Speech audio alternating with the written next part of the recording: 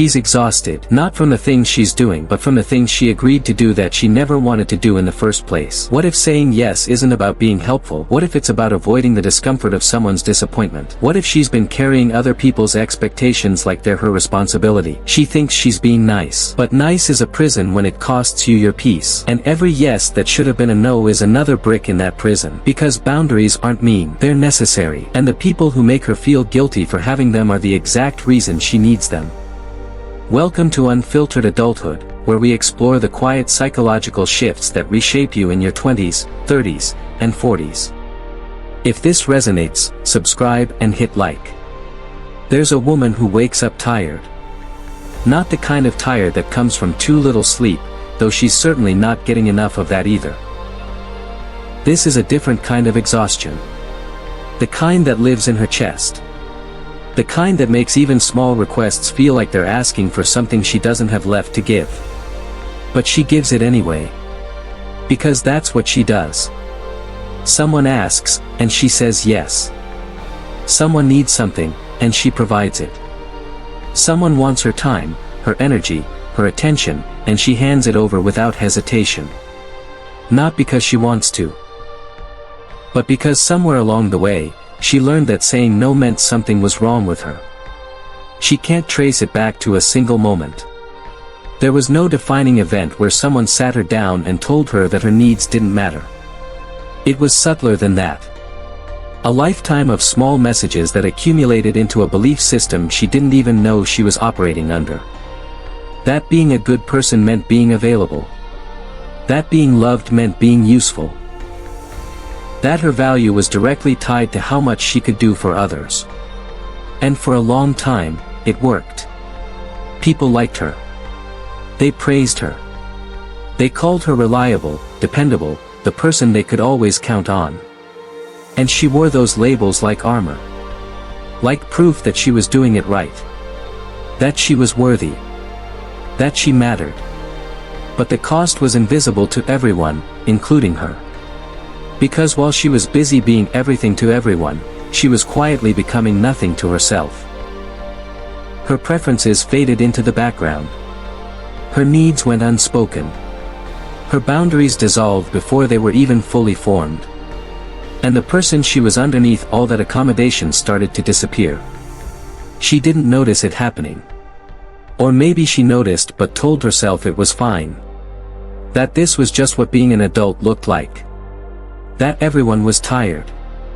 That everyone was overwhelmed.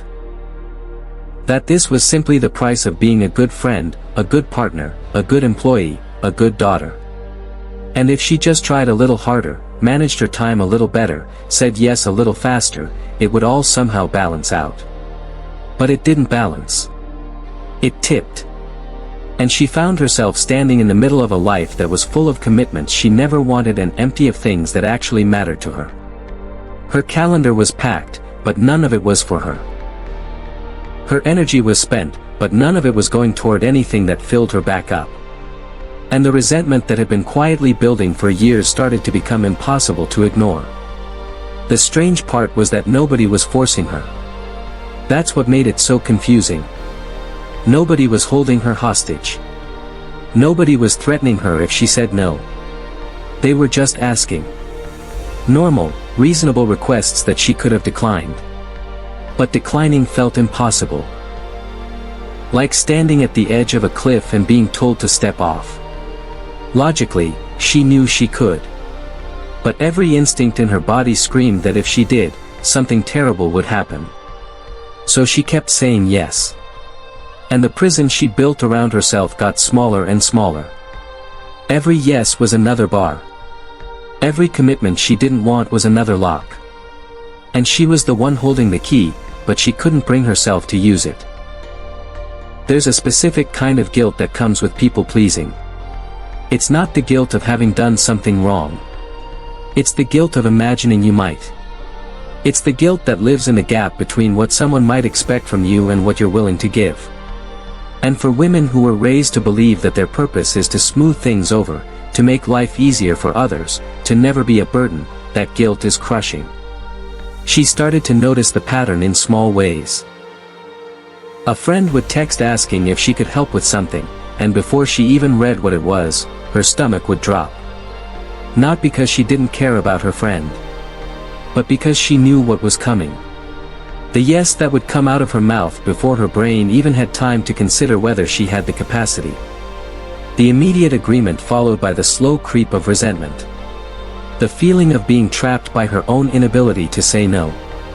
And then the anger at herself. For agreeing. For not having stronger boundaries. For being this way. But also anger at her friend for asking. Even though the request was reasonable. Even though her friend had no way of knowing she was asking too much. Because she'd never once indicated that there was a limit. That there was a line. That sometimes the answer needed to be no. She tried to set boundaries. Or at least, she tried to try. She'd rehearse conversations in her head. Plan out what she'd say the next time someone asked for something she didn't want to give. She'd tell herself that this time would be different. That she'd be honest. That she'd prioritize herself. And then the moment would come. Someone would ask. And all her preparation would evaporate. The words she'd practiced wouldn't come. And instead, that familiar automatic yes would tumble out. Followed immediately by the sinking feeling in her chest. The knowledge that she'd done it again. That nothing had changed. That she was still trapped in the same pattern, and she didn't know how to break it.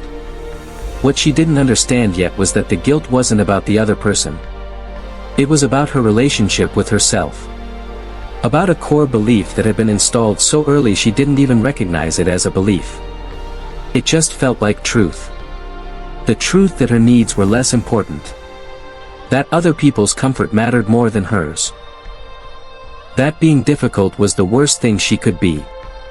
And that love and affection were things she had to earn by being endlessly accommodating. One afternoon, she was sitting in her car after agreeing to something she absolutely didn't want to do.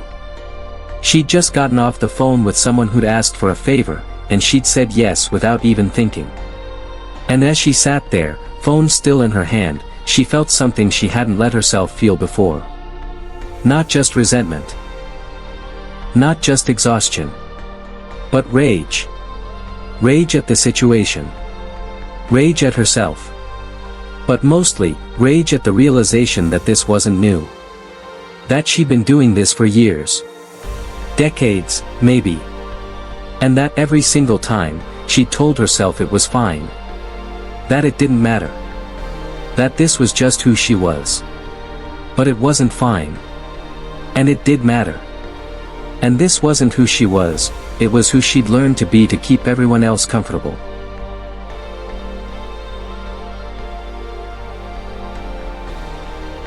And sitting in that car, she realized something that terrified her.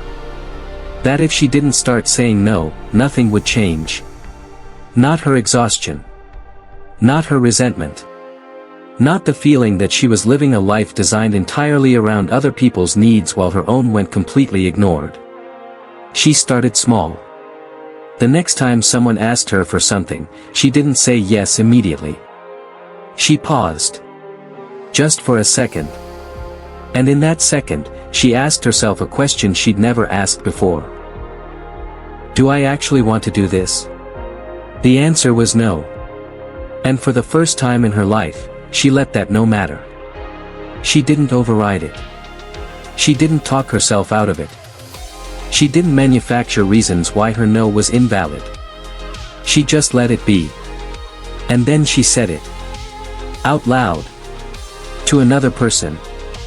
I can't do that. Not, I'm sorry, but. Not, I wish I could, but. Just a simple, clear statement of her limitation. And then she waited for the catastrophe she was sure would follow. But it didn't come. The person on the other end didn't explode. They didn't guilt her. They didn't tell her she was selfish or difficult or wrong. They just said, okay, no problem, and found another solution. And she sat there, phone still in her hand, realizing that the disaster she'd been avoiding her entire life didn't exist. Or if it did, it was so much smaller than the disaster of continuing to say yes when she meant no. She started experimenting with boundaries. Testing them. Seeing what happened when she prioritized her own needs instead of constantly deferring to everyone else's.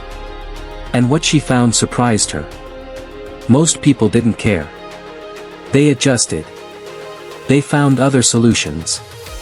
They respected her limits, because she'd finally given them limits to respect.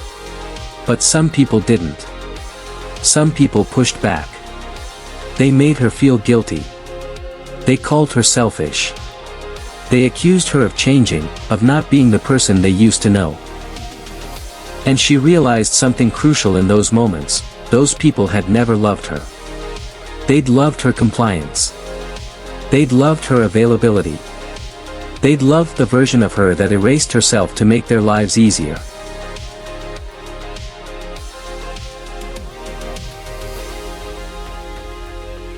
And losing relationships with people who only valued her for what she could do for them wasn't a loss. It was a release. The woman who couldn't say no started to become someone else. Someone who could hold boundaries without collapsing under the weight of guilt. Someone who could prioritize her own needs without feeling like a terrible person.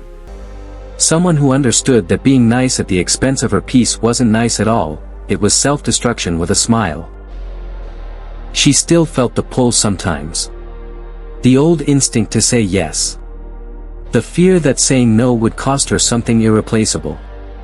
But she'd learned something that changed everything: the cost of saying yes when she meant no was higher. It cost her her energy, her peace, her sense of self. And those things were worth protecting, even if it meant disappointing people. Even if it meant being seen as difficult.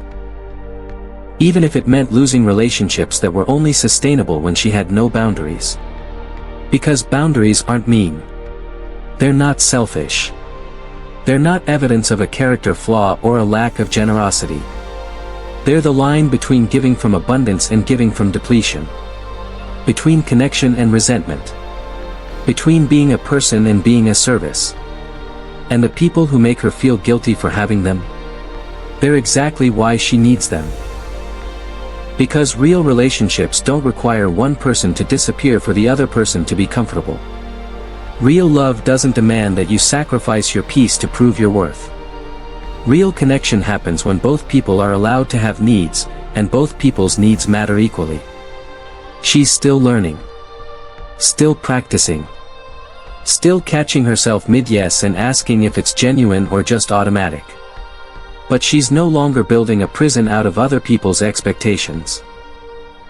She's building a life that has room for her in it.